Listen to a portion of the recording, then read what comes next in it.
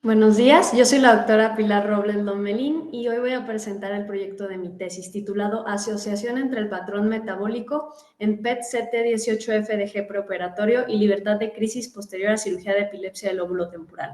Es una tesis para la especialidad de neurología y mi tutora fue la doctora Iris Martínez Juárez de la Clínica de Epilepsia. Entonces, como de manera introductoria, la epilepsia del lóbulo temporal es el tipo de epilepsia focal más común a nivel mundial en adultos y hasta 70% se han reportado que son farmacoresistentes. Esto en centros de Estados Unidos de tercer nivel. Y estos son específicamente los tipos de epilepsia que requieren cirugía de epilepsia como tratamiento. Entonces, se ha descrito el protocolo prequirúrgico para la cirugía de epilepsia desde los años 90. En 1998 se incluyó el PET-CT en guías para el protocolo quirúrgico. Esto fue hecho por la ILAI y el PET se consideraba junto con la resonancia y el SPECT como un estudio prequirúrgico. En el 2016 esto se actualizó y la ILAI propuso los estándares mínimos para los procedimientos y terapias diagnósticas, donde se incluye como mínimo un videoelectroencefalograma, una resonancia magnética y pruebas neuropsicológicas. El PET en este momento queda como un extra, ¿no? Para aquellos pacientes donde las pruebas no son concluyentes con los primeros estudios mínimos. Las más recientes fueron publicadas por Trinke en el 2024, donde él describe 3 fases. En la fase 1A, donde se hace el electroencefalograma, las pruebas neuropsicológicas, la resonancia magnética, y la fase 1B, que son los pacientes que no tienen una zona epileptogénica concluyente en el 1A y ya requieren otros estudios, donde se incluye ahí el PET-CT. La fase 2 es para colocación de electrodos profundos, es una fase invasiva para pacientes donde no hay una zona epileptogénica clara después de la fase 1A y 1B. Entonces, como pueden ver, el PET-CT con 18-fluorodeoxiglucosa ha sido un estudio muy importante para la cirugía de epilepsia desde hace años. Este cuantifica el metabolismo de la glucosa y cuando un paciente está en periodo interictal, esperamos que el área epileptogénica sea hipometabólica y cuando hay una crisis que esto sea hipermetabólico. Entonces, se ha encontrado que el PET detecta hipometabolismo temporal hasta en 70% de personas con epilepsia del lóbulo temporal farmacoresistente. Entonces, se ha visto que es importante para encontrar la zona epileptogénica, pero aquí lo que nos preguntamos es, ¿el patrón metabólico del PET sirve como predictor de desenlace postquirúrgico? Y de aquí nació la tesis. Entonces, el objetivo de la tesis fue determinar la asociación entre el patrón metabólico interictal concordante o no concordante en el PET-CT18-FDG preoperatorio con la libertad de crisis posterior a cirugía de epilepsia del lóbulo temporal. Fue un estudio observacional, retrospectivo, donde buscaba a todos los pacientes con epilepsia del lóbulo temporal del Instituto Nacional de Neurología Manuel Velasco Suárez, que fueron sometidos a cirugía de epilepsia y que tenían un PET-CT con 18-FDG preoperatorio. Incluimos solamente adultos y además de tener un PET prequirúrgico, uno de los criterios de inclusión fue que tuvieran un seguimiento mínimo de 2 años, esto para calcular las escalas pronósticas publicadas para estos pacientes. Como exclusión tenemos pacientes que tenían un tumor, una lesión vascular, que la zona epileptogénica fuera fuera del lóbulo temporal, o sea, una epilepsia multifocal, o que el seguimiento fuera menor a 2 años. Entonces, nosotros dividimos a todos estos pacientes en 2 grupos. El grupo concordante, que eran pacientes que tenían un patrón hipometabólico en el PET temporal ipsilateral en la zona epileptogénica resecada, y el grupo no concordante, que son aquellos que tenían hipometabolismo extratemporal, además del temporal o solamente extratemporal, aquellos que tenían hipometabolismo temporal bilateral o un PET normal. Y a los 2 años vimos cómo era su control de crisis y en ese momento se clasificaron según la escala de Engel del 2010 y la escala de Leilai de 2001 sobre la libertad de crisis o la cantidad de crisis postquirúrgicas que tienen los pacientes. Y también decidimos comparar la cantidad de fármacos anticrisis que usaban pre y postquirúrgico los pacientes. Entonces, en total, de los pacientes operados de cirugía de epilepsia temporal en el instituto fueron 189 pacientes. 123 de estos un PET-CT prequirúrgico. Entonces, quedamos con 66 y de esos 66 se tuvieron que excluir 14 pacientes porque no tenían un reporte del PET en el sistema, ya sea escrito o de manera electrónica. 2 pacientes no tenían seguimiento a 2 años y un paciente tuvo una parahipocampectomía, los demás tuvieron lobectomía temporal anterior. Entonces, para mantener la homogeneidad de la muestra, se decidió excluir a este paciente, lo cual nos dejó con 49 pacientes en total, que fueron operados entre el 2008 y 2022.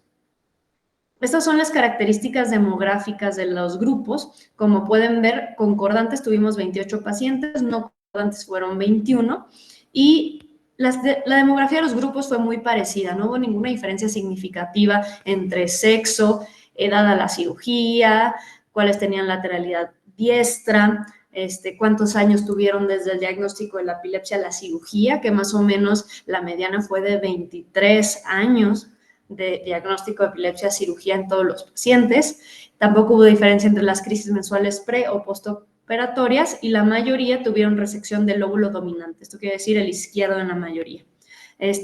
Solamente 4 pacientes del total tuvieron una resonancia magnética negativa. Dentro de los resultados para el grupo de PET-CT no concordante tenemos esta imagen. Aquí podemos ver que el patrón metabólico del PET en los no concordantes fue normal en 2 personas, fue hipometabolismo temporal en 5 personas, que son 23% de los casos, y 11 pacientes tuvieron metabolismo temporal como extratemporal. Y de las zonas extratemporales, lo más común fue que tuvieran hipometabolismo parietal frontal. El resto fue solamente uno frontoparietal, uno en cerebelo, núcleos de la base y uno occipital.